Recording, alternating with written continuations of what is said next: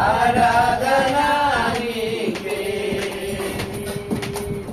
మహిమ ఘనతకు అర్హుడవు నీవే నా దైవమా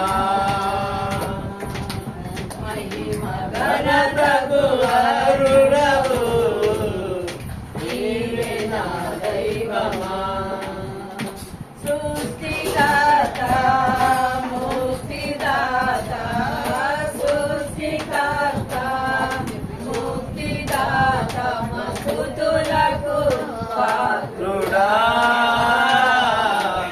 ఆరాధనా నీకే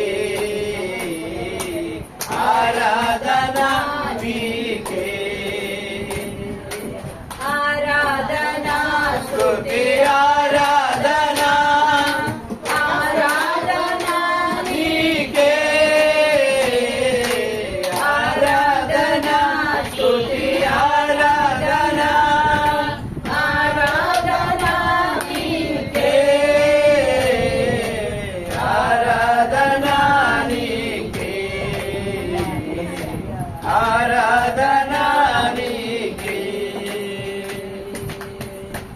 హల్లెలూయా ప్రార్థన చేసుకుని వాక్యం చెప్పుకుందాం.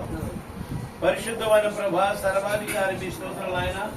ఇప్పుడు వరకు ప్రభా పాటల ద్వారా నీ నామాన్ని కనబరిచున్నాం. 10 నిమిషాలు నీ దాసును మరుగుపరిచి నాతో మాతో ప్రజలతో మాట్లాడమని అభిషేకంతో నింపి ఆయన ఈరోజు జరుగుతున్న ఈ అన్నప్రాస కార్యక్రమంతో మహకరము జరిగించమని యేసు నడుస్తున్నాము తండ్రి.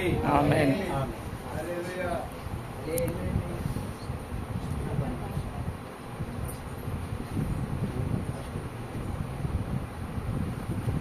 పాస్టర్ యెహోషు గారు మరి 10 నిమిషాలు దేవుని వాక్యం మాట్లాడిస్తాం.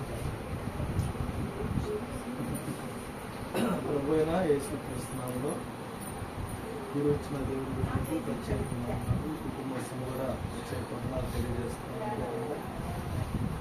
దైవజనంలో తెలియజేస్తాను. మీతో కలిసి సావాసం చేయటం నాకు సంతోషంగా ఉంది. ఈరోజు అన్నప్రాసన దేవుని వాక్యంలో దేవుని వాక్యంలో మాట్లాడేటప్పుడు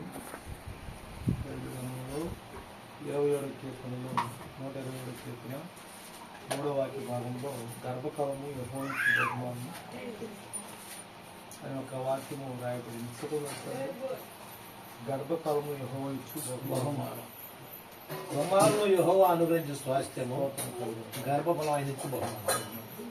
ప్రేమైన వాళ్ళని దేవుడి గర్భఫలము ఇచ్చిన ఆ బిడ్డలను మనం దేవుడి కొరకు పెంచేవారుగా ఉండాలని దేవుడి వాక్యం సెలవిస్తుంది. బైబిల్లో గర్భఫలం అనేది దేవుడిస్తారు. ఆ గర్భఫలాన్ని ఆ స్వాస్థ్యాలను ప్రవహించినప్పుడు ఆ స్వాస్థ్యాలు లోక సంబంధంగా కాకుండా దైవ సంబంధంగా దైవ క్రమంలో దాన్ని పెంచినప్పుడు వారు పెద్దవారు అయినప్పుడు దాని నుండి తొలగిపోవాలని సామెతల గ్రంథంలో కూడా వాళ్ళు నడవలసిన త్రోవలో నేర్పినప్పుడు వాడు పెద్దవాడు అయినప్పుడు తొలగిపోవడానికి దేవుని వాక్యం సెలవిస్తుంది.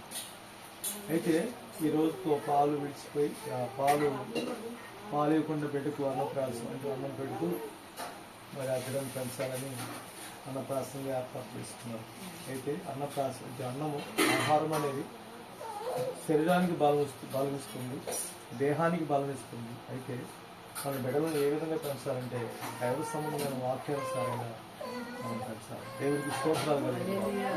అందుకే పరిశుద్ధ గ్రంథంలో మనం చూసుకుంటే వాక్యంలో అబ్రహాము శారముకి ఎన్నో సంవత్సరాల తర్వాత 10 ఏళ్ల తర్వాత ఒక యువకి ఒక వాగ్దానం పుట్టుకొచ్చినప్పుడు మనం ఆదికాండం 20వ అధ్యాయం చూసుకుంటే పాలు విడిచిన తర్వాత అబ్రహాము గొప్ప విందు చేశాడని రాయబడింది.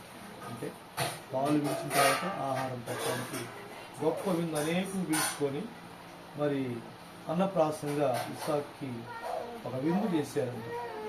ప్రేమ వల్ల నేను చెప్పే విషయాలు ఏంటంటే దేవుని వాక్యము అనేది ఆహారమే ఉంది. దేవునికి స్తోత్రాలు కలిగి ఉండాలి. ఆత్మస్థమైన ఆహారం ఏంటంటే, జీవాహారం ఏంటంటే దేవుని వాక్యం. పసి పిల్లల నుండి, పసిప్రాయముల నుండి, బాల్యం నుండి ఈ జీవాహారముతో అభ్యసిస్తూ బిడ్డలను పెంచితే ఆత్మ సంబంధమైన బలాభివృద్ధి కలిగి వాళ్ళు జీవిస్తారు. దేవునికి స్తోత్రాలు కలిగి ఉండాలి. పాలు విడిచిన తర్వాత గొప్ప విందు చేసి ఎలా పెంచాడు అంటే దైవ సంబంధమైన క్రమంలో అబ్రహాము బిడ్డను పెంచాడు. అబ్రహాము ఏ విధంగా లక్షణాలు కలిగి ఉన్నాడో అలాంటి లక్షణాలు కలిగి ఇసాకు కూడా దేవుడికి ఇష్టడిగా జీవించగలిగాడు. దేవుడికి స్తోత్రం కలిగినాడు. అన్నా కూడా పిల్లలు లేనప్పుడు అన్న అడిగింది, అయ్యా ఒక మగబిడ్డని అన్నప్పుడు ఆ మగబిడ్డ దేవుడు ఇచ్చాడు. పాలు విడిచిన తర్వాత నీ సెలవు నేను విడిచిపెడతానని చెప్పాను. ఏమందమ్మా? పాలు విడిచిన తర్వాత నీ సెలవు తీసుకొచ్చి విడిచిపెడతాను. ఆ మాటకి ప్రేమలరా ఆమె ఒక సమర్పణ కలిగిన స్త్రీగా పాలు విడిచిన తర్వాత సమయం ఎక్కడ తీసుకెళ్ళి వచ్చింది? శిలోహర మందిరం తీసుకెళ్ళి ఆ ఏలియా దగ్గర పెట్టేసి స్తోత్రాలు కలిగినాడు. ఆ బిడ్డ ఎలా పెరిగాడు? దైవ సంబంధంగా పరిచారికుడిగా అనేకులు అభిషేకించే వ్యక్తి దేవుడు ఒక ఆశీర్వాదకరంగా. ఈరోజు మనం చెప్పుకునే మాట్లాడాలంటే వాక్యానుసారంగా పెంచిన అబ్రహాము అని మన బిడ్డలు పెంచాలి. రెండోదిగా దేవుని సన్నిలో వాళ్ళని ఎదిగేటట్టుగా దేవుని సన్నిలో వారిని పాస్టర్ల దగ్గర వాళ్ళు మనము పరిచారికుడిగా వాళ్ళని పెంచాలి. స్తోత్రాలు కలిగి ఉండాలి. అప్పుడే మన బిడ్డలో ఒక ఒలివ మొక్కల వలె ఉంటారని దేవుని వాక్యం సెలవిస్తుంది. ఏమని రాయబడింది అంటే సొలొమోను అంటాడు, యెహోవాయందు భయభక్తులు కలిగి ఆయన త్రోవలను నడుచువారు ధన్యులు, వారి చేతులకు అశాచితాన్ని అనుభవిస్తారు. నువ్వు ధన్యుడు, నీకు మేలు కలుగును.